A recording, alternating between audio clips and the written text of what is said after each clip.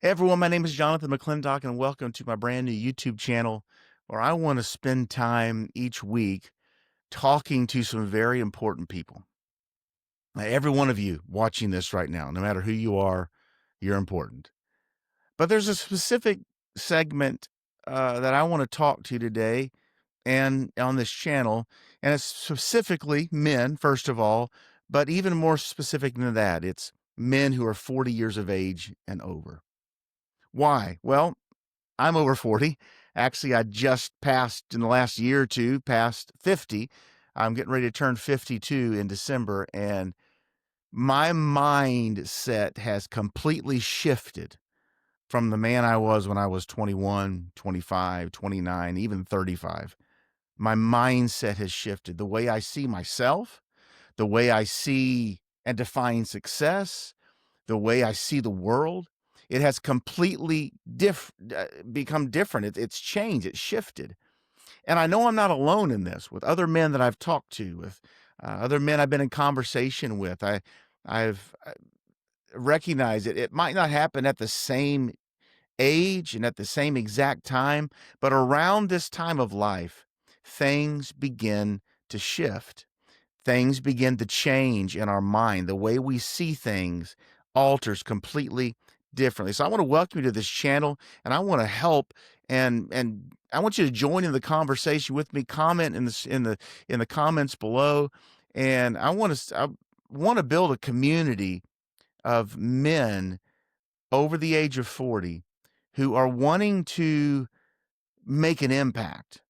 They're wanting to rediscover purpose and significance. And I want that to be you. I want this second half of life to be greater even than the first half of life. So I want to ask you a question today. I want you to consider something. I I want you to think about this. Have you ever looked in the mirror? I mean, really looked in the mirror and wondered to yourself, is this it? I mean, is this what it's all about? Feels empty? I mean, you built the career and it may not have gone exactly like you wanted. You provided for your family, and that all might not have gone exactly like you wanted, but you've checked the boxes society said would make you happy. But if you're past 40, there's a good chance that all those trophies on the shelf and all those so-called accomplishments you made, they don't silence that nagging feeling down inside. And that's the midlife mirror moment that I want to talk about today for the next few minutes. When we hit this age, we begin to redefine success. There was an actor in 2024 by the name of John Corbett. You might know who he is. I'm not familiar with all of his work, but I do recognize him. And at the end of his career, he began to reflect on his long career, which included roles in many different TV shows and movies. But despite his financial success and fame, Corbett was on a podcast called Fly on the Wall, and he said this. He said, "I picked the wrong thing to do with my life." I mean, that's not the thing you want to end up saying after you've spent decades doing something. I picked the wrong thing. But doesn't that just ring true sometimes? He explains that while the money was good and he had a beautiful home, his career felt unfulfilling on that level. And he said one of the reasons was because he hadn't contributed to the writing process. He hadn't dug in and contributed on a different level that might have felt like more success. This comment kind of suggests that success and notoriety alone can be an empty prize if the work itself, what we're doing, doesn't offer a deeper, more personal sense of creative purpose. That's Corbett, an actor. You might recall the tragedy of Liam Payne not too long ago. Member of One Direction, globally successful, achieved massive fame, sold 70 million plus records. Yet, according to a 2024 article, he alluded to something was still missing. His life spiraled out of control, and Liam, he candidly spoke about his struggles with drugs, with depression, recalling his father had warned him early on about the loneliness of hotel rooms, man. He described hiding his struggles and wondering where his rock bottom was. And the tragic story highlights how reaching the pinnacle of success does not automatically guarantee happiness. In fact, it can intensify feelings of emptiness for those who are already struggling.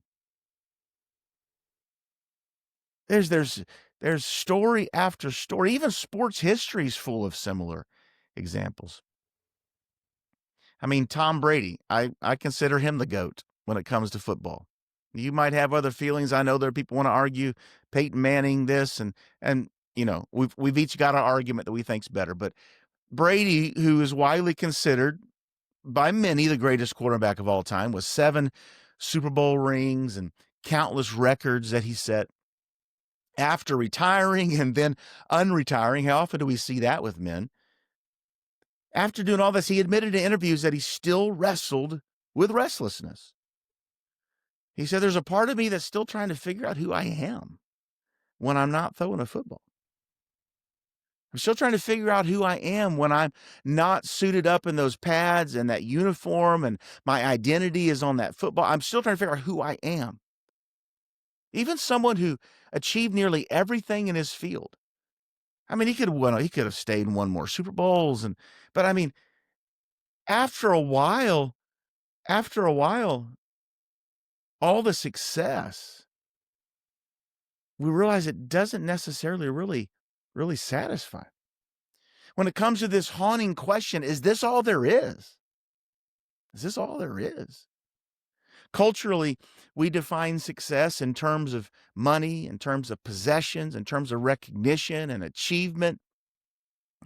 Drive that nice car, live in the big house. All those things are good. Collect the trophies, earn the promotions.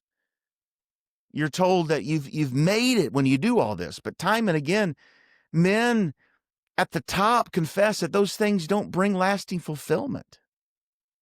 They don't really satisfy down inside. In fact, when the spotlight dims and the cheering stops, which is usually what happens when these sports figures retire, many admit to this deep sense of emptiness. This deep sense of, man, where's the purpose at? And that's because success is not the same as significance. Success fills shelves with trophies, but significance ends up building legacy. Success is about what you accomplish, but significance is about the difference you make in other people's lives. And after 40, when life naturally shifts into the second half, hey, I don't like admitting it either. I don't like thinking about it either. But we might as well get real. When life shifts to that second half, that soul inside begins to crave that difference between success and significance. The truth is, success isn't enough. The second half calls us to something deeper.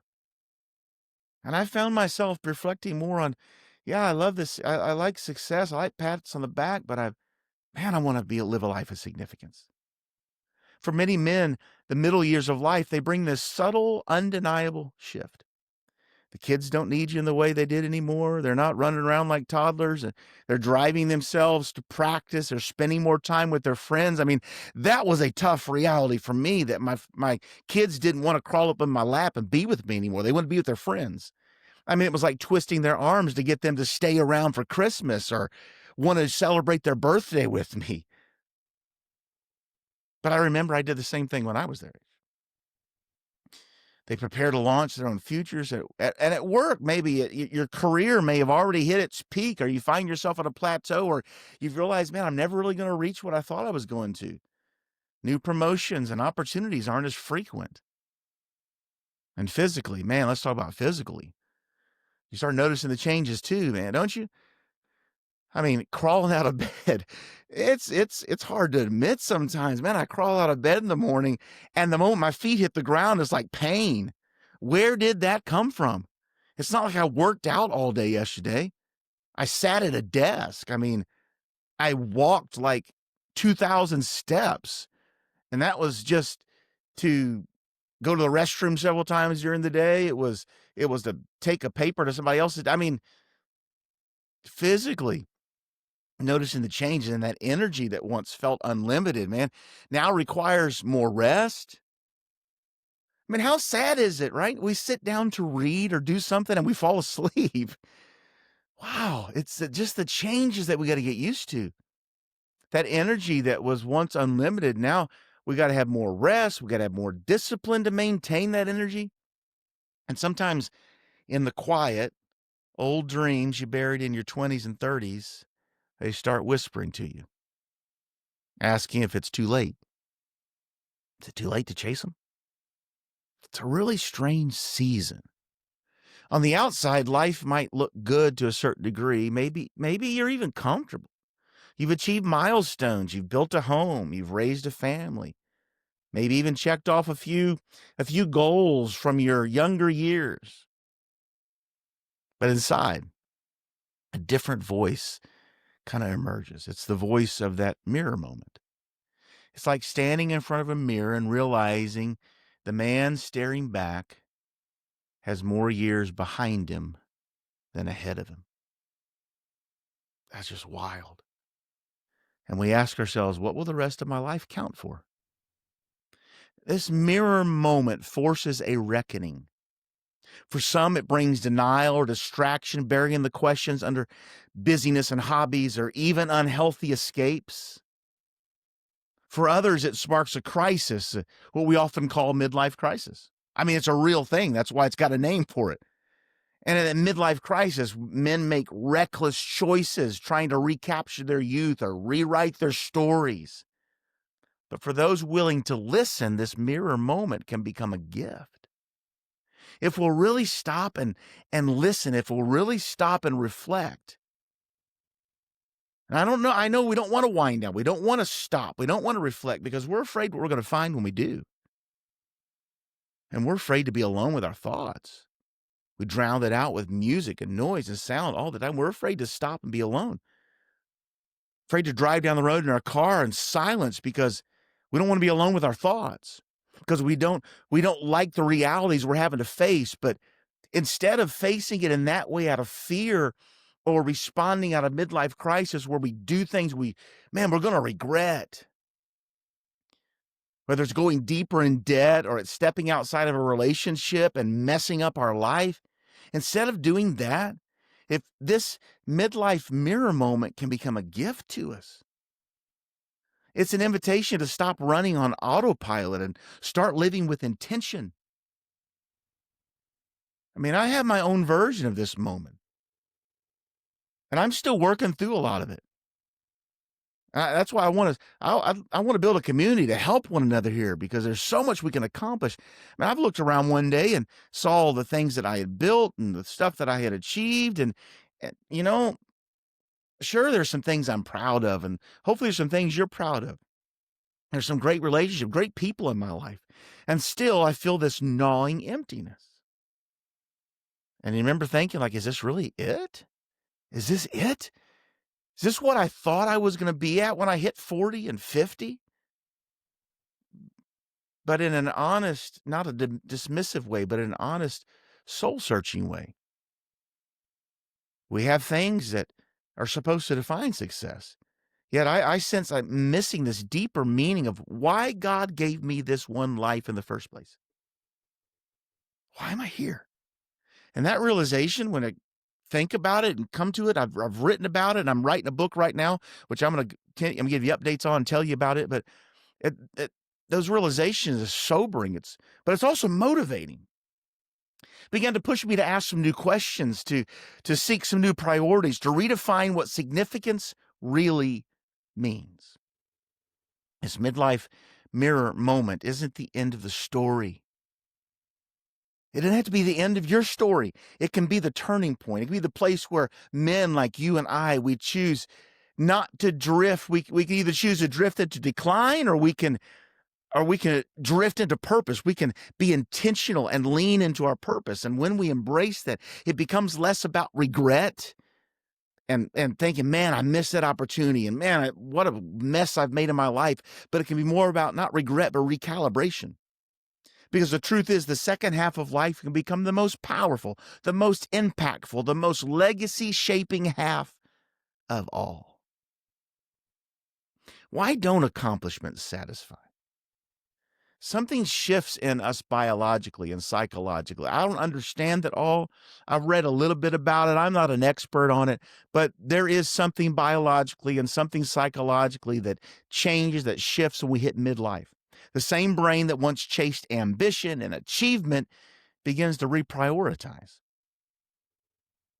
Scientists call it generativity, the natural drive to create and nurture and pass something on to the next generation. It's why men who once lived for the thrill of the deal or the promotion suddenly find themselves caring more about coaching their kids' team, mentoring young leaders, writing down and preserving family stories. Because once we pass 40, 45, approaching 50, our brains literally push us towards legacy. It's natural, not just more ladders to climb, but significance. And spiritually, this makes perfect sense. God never designed us to find ultimate fulfillment in trophies or titles or things, because those are temporary and they're going to fall apart one day. I was involved as a kid. I was involved in what some people we called it Bible quizzing. It was memorizing scriptures as a kid, and then we would compete with other teams, answering questions. You've probably seen versions of this in different areas, but and I remember when I hit my I did that from like age 10 to age 18. I mean, a pretty significant part of my life. That was a part of me. And I remember in my 20s, finding a box full of those trophies. Those trophies that I was once so proud of as a teenager and a young kid. And I pulled them out of the box, and many of them covered in dust, and some of them like falling apart. I mean, I didn't realize how cheaply made those things were. I saw them sitting on the table during the competition. I thought, man, that's what I want. I want one of those. Hold that up, get my picture made with that. Take that home, set it on my shelf. I mean, a decade later, they're sitting in a box and they're falling apart.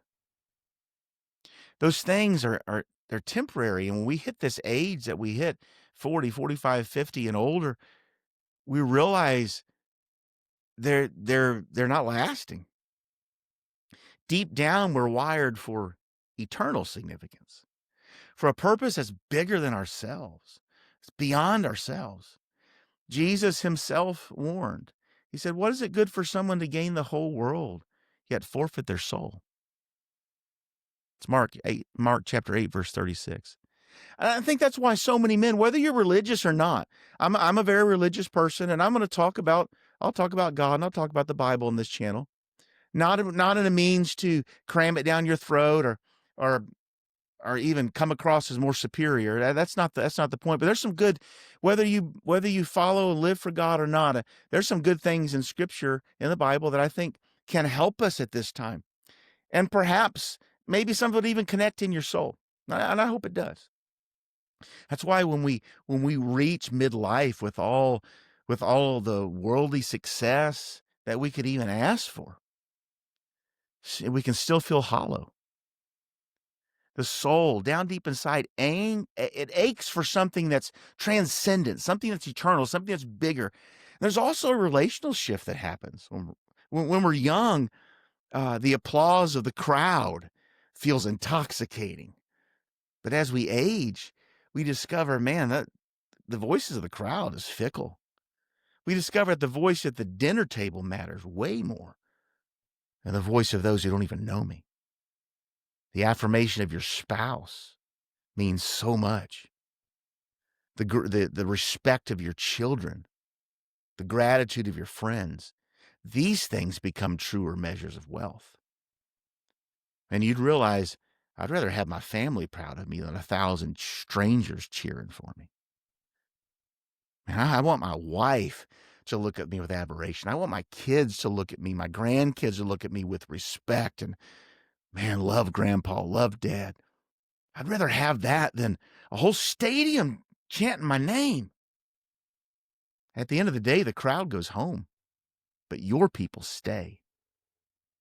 And then there's the practical reality. All the stuff we work so hard for has diminishing returns. The promotions stop thrilling us. The cars, they're nice, but they lose their shine. The bigger house just becomes another thing to clean. Man, that 2 or 3 acres is just another yard to maintain. I mean, think about the last big purchase you made. How long did that feeling of satisfaction actually last? Days, maybe weeks. That's the same with every accomplishment, unless it's tied to something deeper. If it doesn't connect to legacy and what I'm building and who I'm affecting, to relationships, to eternal purpose, it will fade as quickly as that new car smell does. Solomon was the wisest and wealthiest king in Israel's history. And he came to this exact conclusion.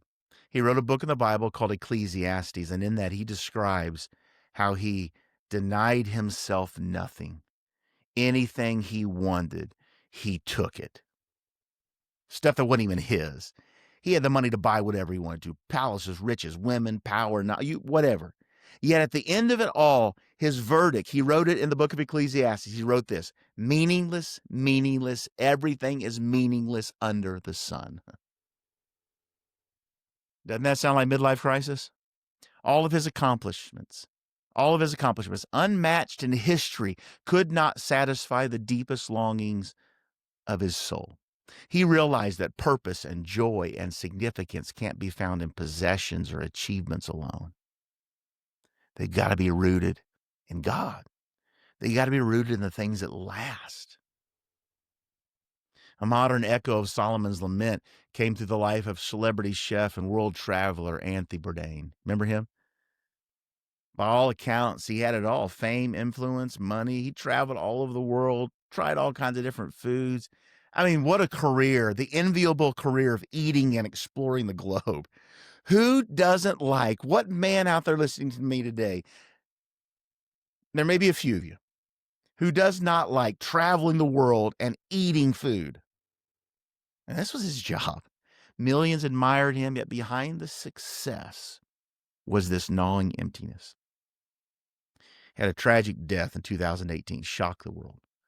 But it also revealed a sobering truth that, again, outward accomplishments, no matter how glamorous, cannot heal the inward hunger for meaning and peace. His story reminds us that applause and adventure without deeper purpose leave even the most successful among us restless. But contrast that with Nelson Mandela. At midlife and just beyond midlife, Mandela, he had spent 27 years in prison, much of it in obscurity and suffering. He could have emerged bitter, chasing. Many would think he had the right to emerge bitter, angry.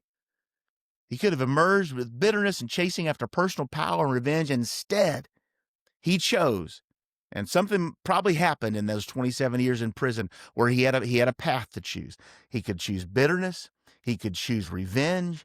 He could choose to be angry. He could choose to be grumpy and upset. And that's why it's so sad for men as they age, and I see them age and they get grumpier and grumpier and grumpier in life. And we're going to have our moments. We're going to be grumpy at times. Okay, get it. I don't want to be that guy, though. We all have reason to. And we all have reason to be angry. We all have reason to look back and be just so angry. We want to curse at our older selves like, man. But we have a choice to make. We can either play out the second half of our life in misery and anger and revenge and regret and waste what could be our most productive years. Or we can choose, and I believe what Mandela did, chose a path of forgiveness, unity, and service. And he finally became South Africa's president at 75. It wasn't his accomplishments that defined him. It was his significance. His second half wasn't about wealth. It wasn't about applause, although he earned some of that. It was about rebuilding reconciliation and leaving a legacy of peace. That was his legacy. And Mandela's story proves that even if the first half of life is marked by hardship or loss or disappointment or whatever, the second half can be filled with purpose that outlasts you throughout generations. The truth is, and I believe this, God designed the second half of life to force this reckoning on us, not as a punishment, but as an invitation to step off the hamster wheel of endless accomplishments and begin investing in what you will and what will outlive you. Your faith, your family, your character, your legacy. So what exactly is significance? Well, success is about what you achieve.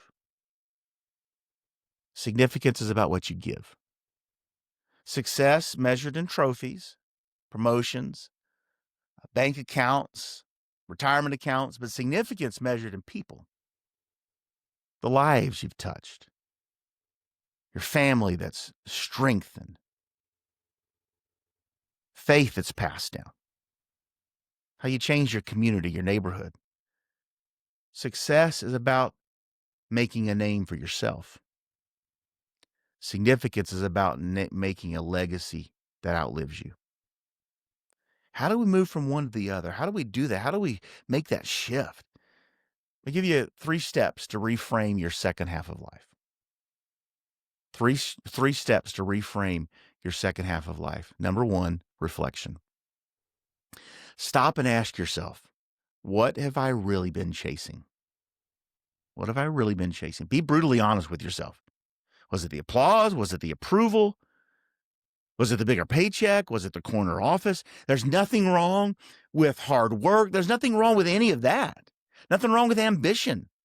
But if that's all you've been chasing, the mirror moment will always leave you empty. Reflection is about naming what's been driving you so you can release what doesn't satisfy. Reflection. Second way is realignment. Once you see what you've been changing, reflect on what you've been chasing, it's time to shift your priorities. It's time to realign your life around what matters most. And that's your faith, your family, your relationship, your values. Realign your schedule so that your presence matters more than your performance. Realign your energy so that the people who love you the most don't get what's left of you, but they get the best of you. Reflection, realignment, and third thing is re-engagement. Re-engagement. Don't just think about it, do it. Don't let these last half of your life, however many years you're blessed with. And I think there's some things we can do about that, hopefully. We'll talk about some of that in upcoming episodes, but don't just think about it. Don't let it pass you by. Re-engage life with a new focus. Build your second half around legacy, around significance, not just success. I mean, mentor somebody younger than you are. Go serve in your community or serve in your church. Write your story for your kids and your grandkids. Take the risk to forgive somebody. Don't hold on to that grudge. The younger years of holding on to that and pretending you're the man, that's gone. Forgive, reconcile, love. These aren't just good ideas. These are the building blocks of a life that counts. It's going to help you build something that matters. Here's the good news. It's never too late. I mean, George Foreman proved that, right? At 45 years old, he shocked the world by reclaiming the heavyweight boxing title, the oldest man at the time to ever do it. But when asked about his legacy, Foreman said the belt, that championship belt, heavyweight champion of the world, wasn't the most important thing. He said his greatest impact was in raising his children and building youth programs, pointing people to faith in God. I mean, for many of us, it's going to be the Foreman Grill, right? He said the greatest joy and the impact was what he did that was going to outlast him and outlive him. His story reminds us that your influence and my influence on others will always outlast our achievements, whether in the ring like Foreman or in the office or the marketplace. So I want to encourage you today, and I'm encouraging myself. It's not too late. The second half can be your best half. You may not be able to rewrite the first few chapters of your story. That's written, pages are closed, the book's closed. You can't rewrite that, but you can decide how the next ones are written. And if you move from chasing success to living for significance, your life will not just be remembered, it will be multiplied in the lives of others. Man, I got pretty deep here today on this first episode, didn't I? Here's the question. What do you do now? We've looked in the mirror. We faced the truth about success and significance, but none of it matters if it doesn't lead to action. The worst thing you and I could do is think about this message, feel the conviction, feel that stirring, and yeah, man, some of that's true, and then go back to life as usual. This is our opportunity. Young men younger than us, men before us that are younger, looking up to, they don't have this mindset yet.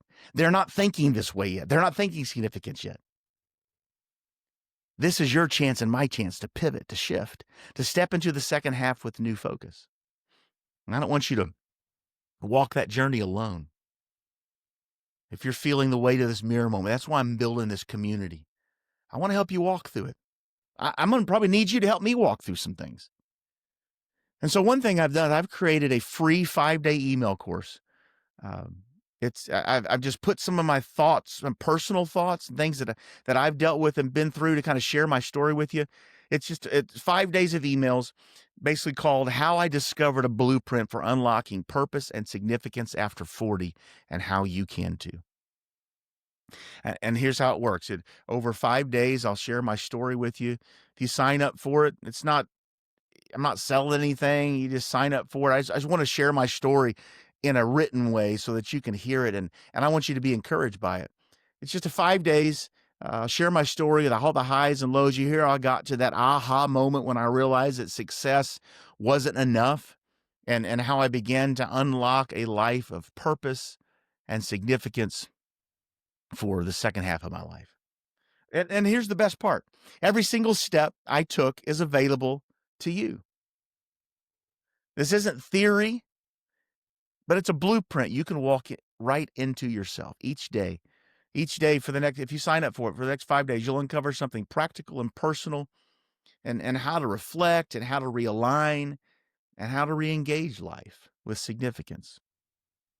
And hopefully through it, you'll begin to see through my story how you can unlock purpose yourself for the years ahead.